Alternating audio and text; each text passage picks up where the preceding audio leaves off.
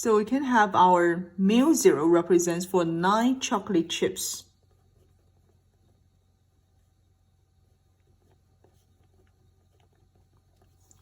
In each cookie, okay?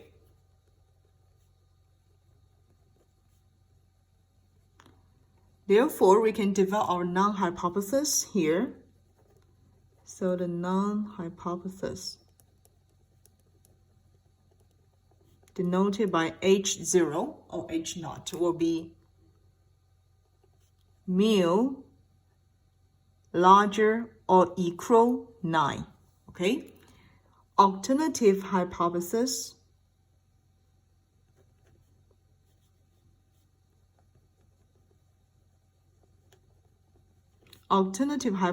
will be HA mu less than 9 chocolate chips, okay? So that will be our part A. Then for part B, it asks to use the critical value approach and test the hypothesis at 5% level of significance, right? So for part B, first we need to write down some information that we can note from this question. We know the sample size here, n equal to 30, right? Because totally the sample are 30 cookies. We also have the average number of the chocolate chips per cookie in the sample was 7.8. So this one we can use X bar represents for the sample mean, okay? So X bar represents for the average chocolate chips contained in each cookie from the sample, okay? From the sample. So here we can have this X bar will equal 7.8. This is the given information. Then we also know that there is a standard deviation of the sample equals 3. So we can use this S here represents for the sample standard deviation equal 3. If we want to use the critical value approach, first we need to compute the t-test statistic, right? So we need to compute the t-test statistic will equal X bar, subtract the mu0, divide S, and then divide the square root of the sample size.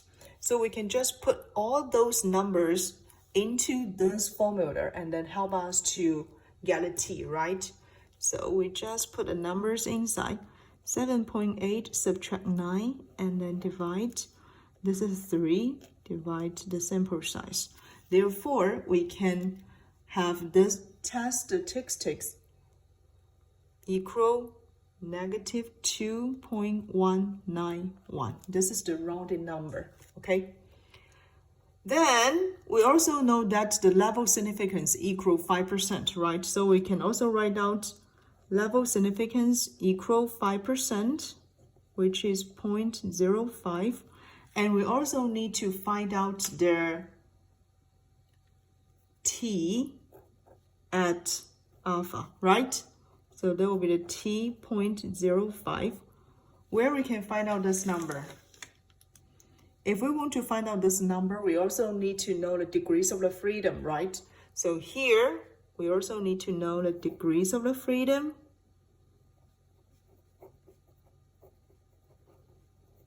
Degrees of the freedom will equal n subtract 1, right? So we use 30 subtract 1, which will tell us the degrees of the freedom equal 29. Then we need to use our t-distribution table, okay? So this is our t-distribution table. First, you need to find out the degrees of the freedom, as we just compute the degrees of the freedom will equal 29, right? And then we also notice the significance level will equal 0.05, right? So corresponding, we can find out the t alpha or T.05 here should equal 1.9699, okay? So I can just write it down. This is the number that we can get from the t-distribution table, okay? So 1.699, okay? So this is what we can get. And then what can we do? This is the one-tailed test, right? This is the one-tailed test, and is it upper tail test or lower tail test? Actually, this is the lower tail test, okay? Lower tail test. So for lower tail test, we have the rejection rule, okay? So let me just write it down. The rejection rule here, we will reject the null hypothesis if the t-test statistic that we compute less or equal to negative t alpha, okay? So what we have is the test statistic equal negative 2.191, which is exactly less than negative 1.699. Therefore, what can we do? We will reject the null hypothesis, okay? So we will reject the null hypothesis, conclude that each cookie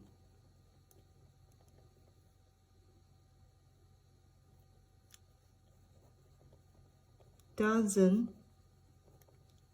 contain at least 9 chocolate chips. So this is the conclusion based on the critical value approach. Now let's look at part C, okay? So question C asks you to use the p-value approach and test the hypothesis at 5% level significance, okay? So this will be the p-value approach. So for p-value approach, we still need to use this t-test statistic to help us to find out the p-value, okay? So we need to find out the p-value at, we always use the absolute value if it is negative, okay? T-test statistic. So which means we need to find out the p-value at 2.191, okay? At 2.191. So what we need to do, still go back to this t-distribution table, okay? The degrees of freedom equal 29, right? And then, as far as we just mentioned, based on the t-distribution, we cannot get exactly p-value. What we can get is just the range of the p-value, right? We have the t-test is equal 2.191, right? So based on this degrees of freedom equal 29, we notice 2.191 lies between 2.045 and 2.462, right?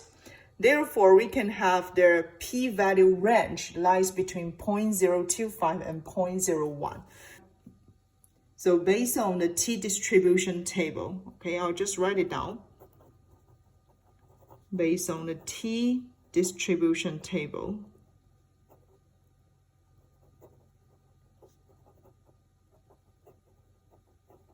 we find out the p-value lies between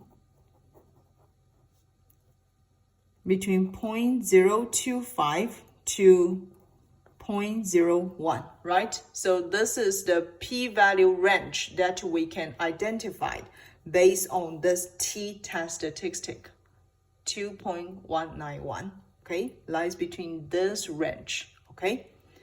Therefore, if you still remember a rejection rule of the p-value approach, so I just write it down. rejection rule, okay? For p-value approach, we will reject the null hypothesis if p-value less or equal to alpha level of significance, okay?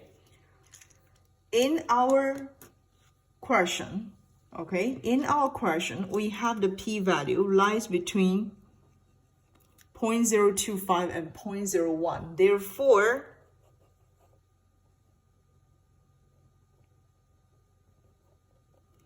we will have the p-value, okay? So the p-value here less than 0.05.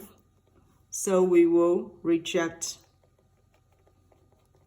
the null hypothesis, which claims that each cookie doesn't contain at least 9 chocolate chips. So from p-value approach and the critical value approach, we have the same conclusion.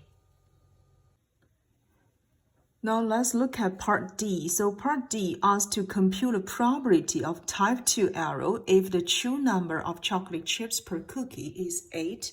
So before we solve for part D, let me just help you to review what type 1 error and type 2 errors is.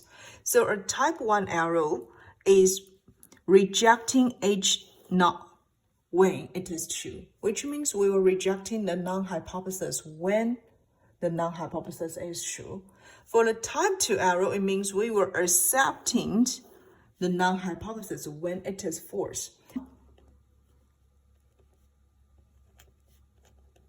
From part B and part C, the conclusion is rejecting the null hypothesis, right? The true conclusion here, okay? So the conclusion is rejecting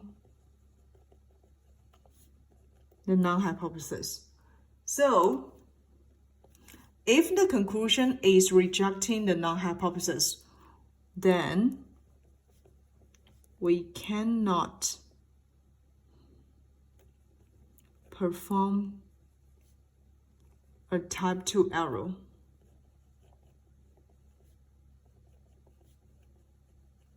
In other words,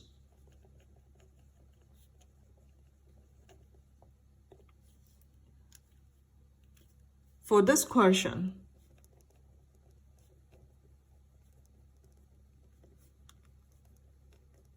a type 2 error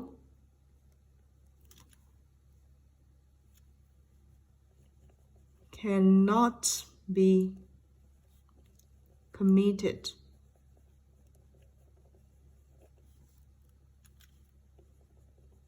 since the null hypothesis is rejected.